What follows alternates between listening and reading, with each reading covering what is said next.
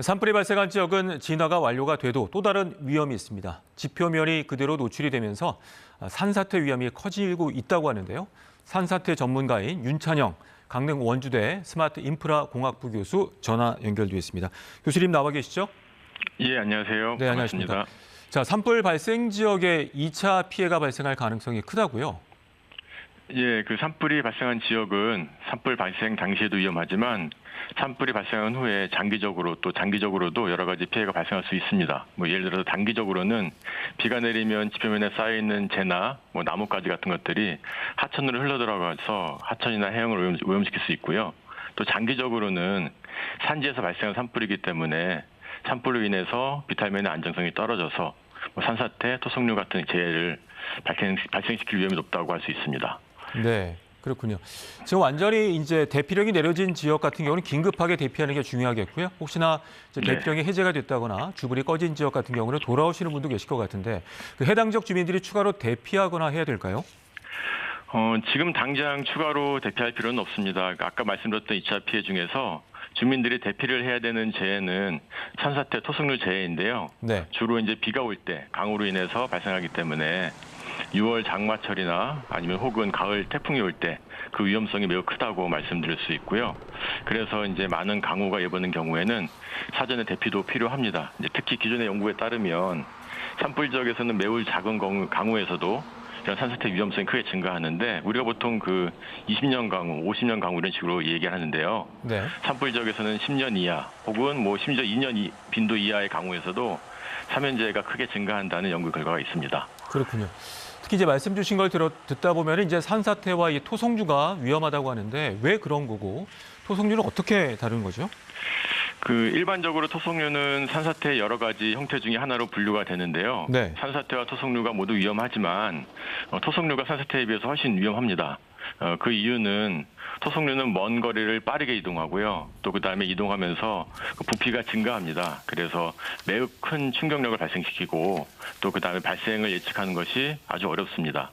아마 2011년도에 서울 우면산에서 산사태가 발생했던 것을 기억하실 텐데 그렇죠. 바로 대표적인 토속류 재해였고요. 네. 그 당시에 우면산 전체 동서남북으로 총 33개의 토속류가 흘러내려갔는데 네. 그때 저희가 이제 그 레미안 아파트 쪽으로 흘러내렸던 토속류의 속도를 한번 확인해 보니까 거의 한 시속 100km 정도로 빠른 걸 확인할 수 있었습니다. 그렇군요. 네.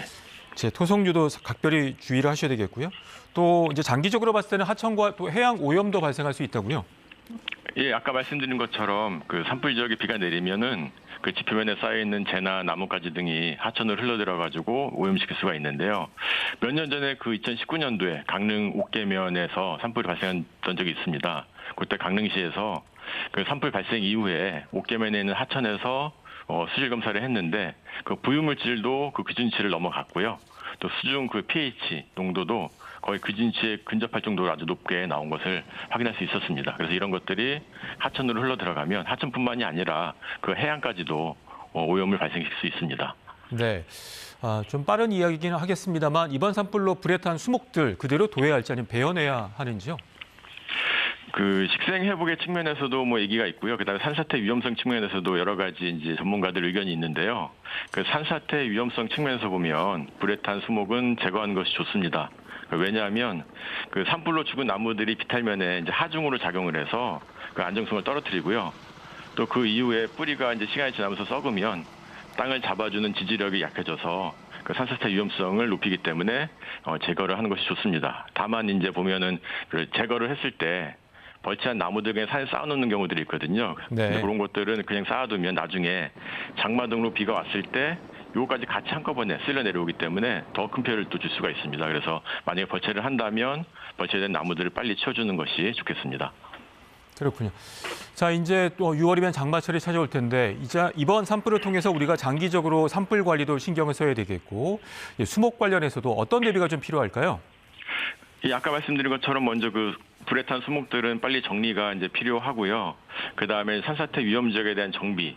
과거에는 산사태 위험 지역이 아니었지만 산불로 인해서 산사태 위험성이 커진 지역에 대해서 여러 가지 이제 물리적인 대비책 같은 것들, 대책 공법 같은 것들이요. 그런 것들도 세워야 되고 또 그다음에 주민들을 대상으로 사전 안내를 하는 것도 중요합니다. 네. 특히 이제 지역별로 이런 산사태 취약 지역에는 그 산림청에서 관리하는 산사태 취약지 대피소 같은 것들이 있거든요. 네. 이런 것들을 미리 파악하고 있는 것도 중요하다고 할 수 있겠습니다.